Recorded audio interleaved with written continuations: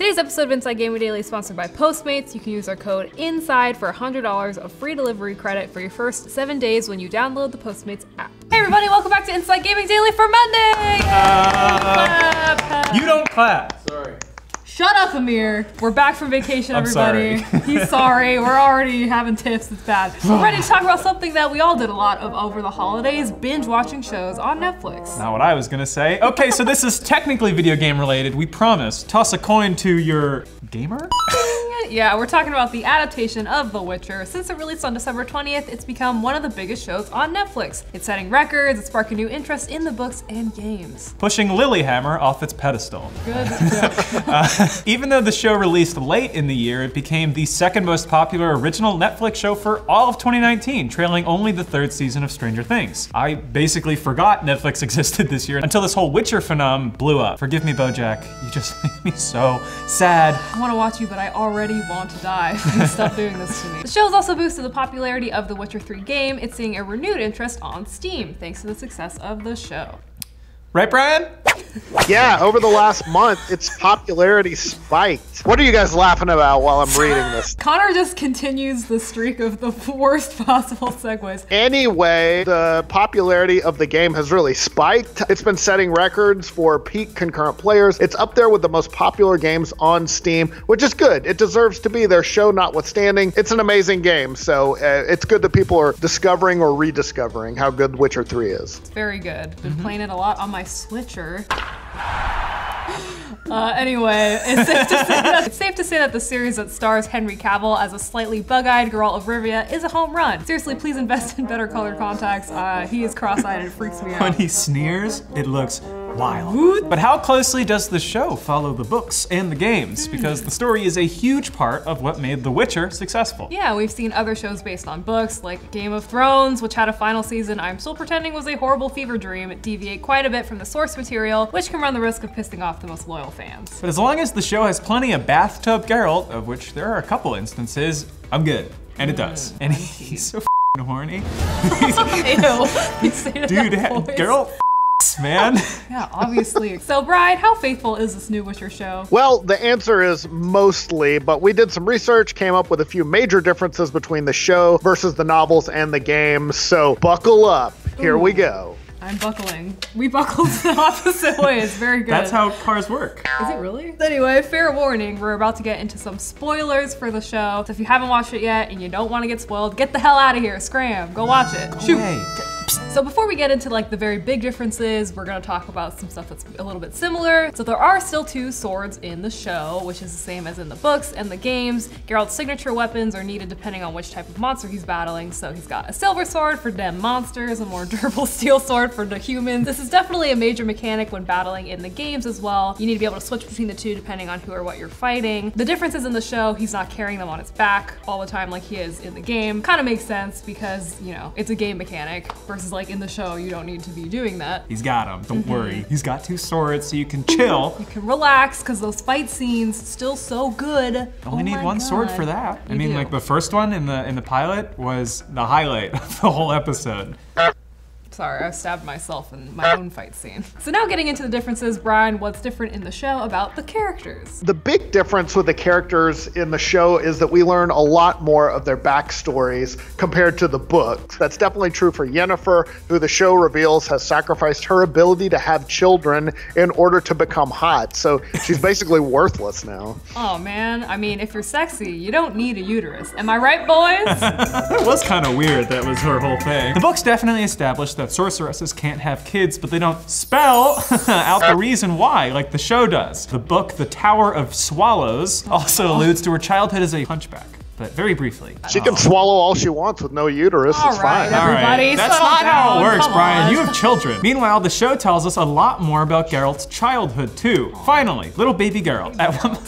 Witcher babies. At one point, he gets a venomous bite, and then he has a series of flashbacks showing him as an innocent boy who was later given over to the Witchers. We also see his mother, a sorceress named Vicenna, who he confronts over his childhood. I said I wanted McDonald's. It's cool if he wasn't an innocent kid and he's like taking bounties players to beat up like bullies and stuff. Yeah. Or he is a bully. Some of the relationships between the characters are changed in the show as well. In the Witcher games, there's a love triangle between Geralt, Yennefer, and a sorceress named Triss Merigold. She's in the show, but it kind of cuts the love triangle, casts a different looking actress since portrayed in the games. It's a pattern we see a lot in the shows. Another difference, in episode 3 of the show, Triss gets Geralt to help her deal with a monster known as a Striga. Whereas in the books, it's a much less important character who makes the request of Geralt. Yeah, but overall, Triss is a much more of a minor character in the show, but then again, we're only on season 1. That could change. Ooh. I hope it does. Geralt definitely needs more sexy sorceress time delivered straight to his doorstep. Speaking of which, guys, we have ads again. Thank God, we're f***ing poor, we're dying. We haven't fed Brian in 2 weeks. I'm so hungry. You wouldn't know it by looking at me, but I am. I Well, know, Brian, you're just wasting away. Lucky for you, today's episode is sponsored by Postmates. Hey fellow Witcher fans, when you need red wine at 4 p.m. because you're too goddamn busy watching The Witcher, binging it hard,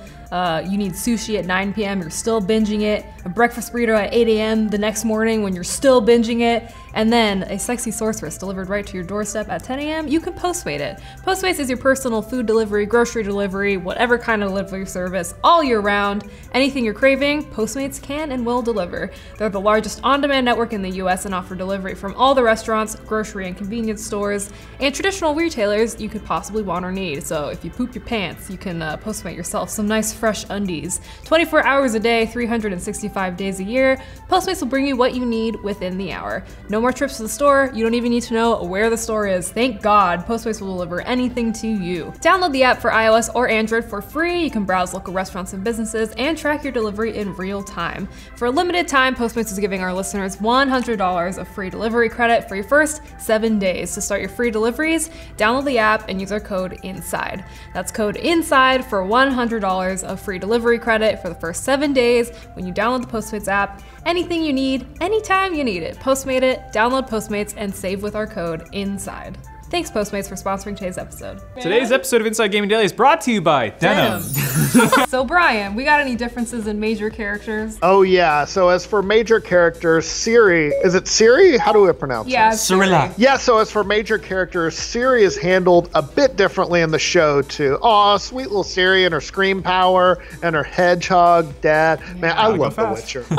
Gotta go fast. I love 2 things, chili dogs and the law of surprise. Her powers are off the charts from the very beginning of the series, whereas in the books there's more of a build-up. And she spends much of the show in a long journey, escaping from Always Sintra right. and eventually ending up with Geralt, an arc that is unique to the show. Yeah, the whole destruction of Sintra is also something that's mentioned briefly in the books, but in the show, it's a big ol' set piece. Okay, on to our next difference. There's no Gwent in the show! Oh, what the hell? God. I can't believe this.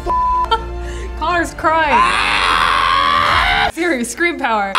It's a minor difference, maybe for some of you, but not for those of us who have spent an entire weekend shooting 5-hour energies and watching our self-esteem drop with every card. True. You can only put so many trebuchets in. Regardless, if you've played Witcher 3, you've probably spent some time with the card-based minigame, which eventually spun off by CD Projekt Red and became its own standalone game and in another standalone game. Yes, There are finally. 2 Gwents. Sadly, we don't see any Gwent being played in the show. Not even a goddamn passing mention, but again, fingers crossed for season 2. Anyway, that's enough minor differences. Let's talk about a big one, Brian. Big, huge ones. Yeah, so a huge difference is the way the show treats the Battle of Sodden Hill. In the books, we do learn about the battle, but after it actually happened. Yeah, in the books, Geralt is looking for Yennefer when he finds the battlefield, but it's after the fighting took place. Yeah, in the show though, we actually get to see the massive battle in the climax of season 1, and it serves as a nice bookend for the season. Boop. Some of the major, and not so major, differences between Netflix Witcher and the novels and the games. Yep, what else can they make now? Is there a Witcher Monopoly? Instead of go to jail, it's like go to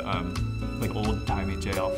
Old-timey jail. Have your uterus removed. Become a magical eel. You turned my friend into a slug. They are eels. You stupid.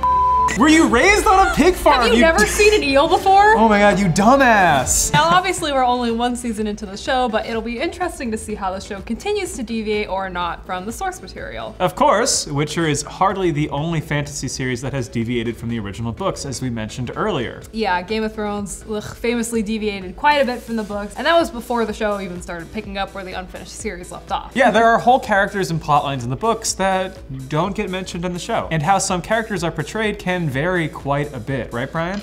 Yeah, it's been a huge controversy in terms of the shows versus the books, and that even happened before the last season, which a lot of people were disappointed by. When it comes to The Witcher, though, most of the changes seem to have been well received. If anything, the show has sparked a lot of interest in the games and the books that came before it, so that's always cool. Yeah, it was reported that the books are topping the sales charts on Amazon. Pretty good evidence. Yeah. People hate reading, so if they're buying books, that's a really good sign. That's also good news for the author, and I'm gonna butcher this much like the Butcher of Blaviken, Geralt of Rivia, Andrzej Sapkowski, who got into a big ol' fight with CD Projekt Red over royalties for the games. What's with these uppity authors? Oh, I have to send you a soundbite where it says how to pronounce this name, because the guy sounds like so constipated, it's really funny. Andrzej. Yeah, he sold the rights to the books to CD Projekt Red years ago, taking a flat fee instead of a percentage of the profit. Well, apparently Sapkowski wasn't too happy about it once the games, started getting popular and making money, right, Brian? Yeah, in 2018, he demanded $16 million more in royalties from CD Projekt Red, setting up kind of an awkward fight, and the developer did later agree to give him additional royalties, but it was nowhere close to $16 million, apparently. Here is one Cadbury cream. They wrote him a check for $10. Just a few days ago, though, Sapkowski and CD Projekt Red announced that they'd signed a new agreement that could pave the way for more Witcher games in the future. And judging by how popular the Netflix show is, it's safe to say that we'll be getting a lot more Witcher in the future. Thank God. Place Henry Cavill directly into my weird, shiny eyes. Please. Forever. Did you say Kenry Cavill? Did I?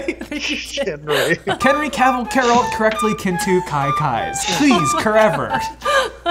All right, great.